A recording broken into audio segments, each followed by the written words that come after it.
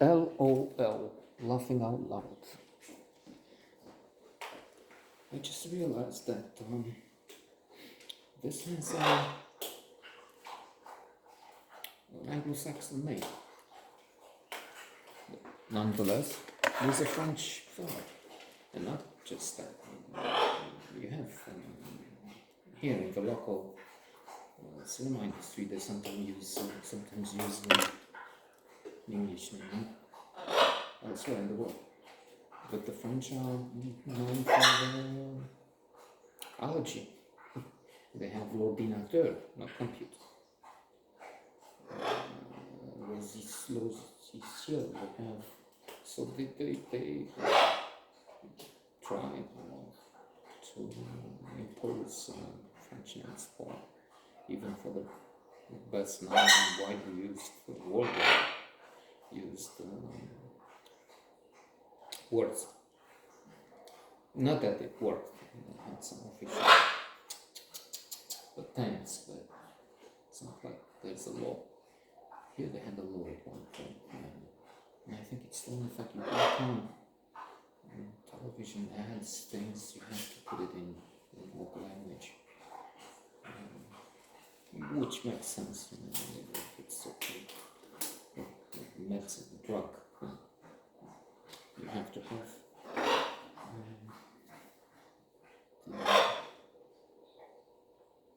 explanations so that people understand. Sophie Marceau, like, best known maybe from Braveheart. She has some sort of a love affair with Braveheart, with Mel Gibson. Indeed, the French have had, will always have fabulous artists. Some of them crazy, Gerard Depardieu,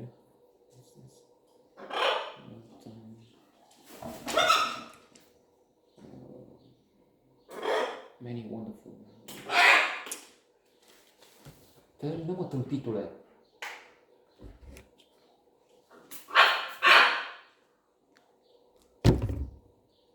Cutting the nerve. Isabelle Huppert. Sophie Marceau. Audrey Tautou. And the one who's maybe at the top.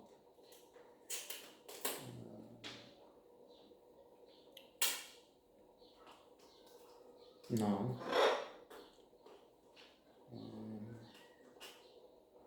Cécile de France will be in my book. I mean, as leader of a generation, but I'm thinking, could we put Lerset doing the same? How much older Sister de France would be? Is she just 5 years older? No, 10. So, anyway, let's stop this. It's not sensible. Let's just say both. Fabuleux.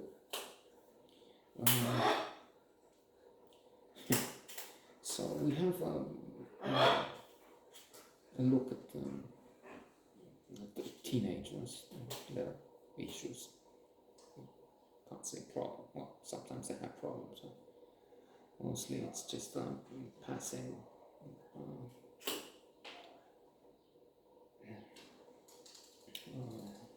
challenge, and then it helps because as Harvard professor Tal Ben-Shahar, professor of positive psychology, he had those lectures which have been the most famous in the most popular in the history of Harvard. 1 in 5 students attended those lectures. He had a few mantras, be a merit finder, not a fault finder, and so on. You can find them on YouTube. Wonderful. Life-changing, potentially life-changing. And then he also says that he's asked what he wishes for his students, and I wish you fail more. Which sounds so atrocious. What do you mean fail? Well, learn to fail or fail to learn. So these failures in teenage years and building up character are essential. He even gives the example of someone, maybe he gives a name, it's not important, who worked at the White House. Bill Clinton, yes. Again, it doesn't matter. Somebody with an extraordinary, exceptional career. Cum laude, brilliant, Ivy League, this job in the most important circle, power. But then there's a crisis. And it's such a unusual situation for him, I think. Looks like this was a man in the time when having now I understand this thing that you can have women with penises. So I mean, let's not get into that. It's not something we can understand very well or at all. So anyway, he was overwhelmed to the point that he committed suicide, to cut a long story short. Because he didn't have the chance of failure, to know what failure is. And when failure came, he just had a massive terminal breakdown. So we have this teenager who, by the way, Krista Tere, she was nominated for a César for Best or Most Promising Young Actress, Lola. So this love for the illusion, impression of being in love, which is itself being in love and loving, different. There's I was going to say famous, not, I don't know if famous, it's in my mind from Pretty Zone, a movie that I love. Jack Nicholson at his zenith. Angelica Houston, his wife for some time, winner of the Oscar for Best Supporting, for Best Actress in a Supporting Role, for Best, for her role in Pretty Zone.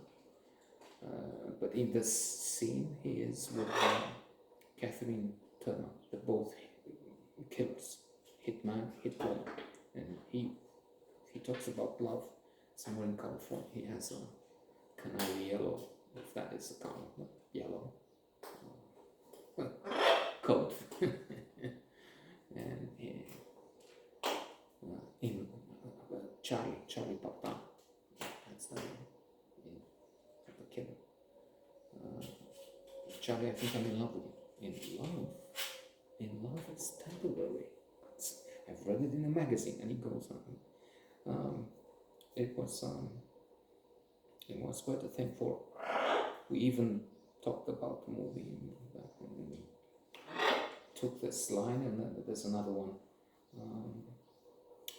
I forgot her name. Elaine, Catherine. Her husband. She had a husband. She's lying to him. Anyway, to Charlie. At one point, she brings up the husband. He was smart. If he was so smart, how come he so fucking smart? How come he's so fucking dead? Something like that, because he killed Charlie. So I'm trying to return to the issues here. Mother is separated. Mother is Sophie Marceau, and she's back with her ex-husband, just having sex, thinking of being together. Then she finds he has something on the street. Some friends have seen him with his tongue on the throat of a woman. and Sophie Marseille, and then they're separated and then back again, and that takes a toll on Lola.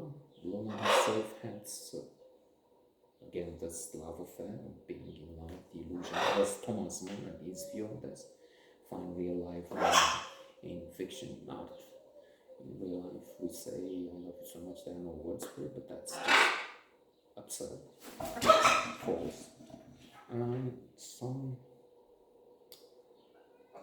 She breaks up with this Noel, and then she's trying to make him jealous with a friend, also claiming she has had sex, so she's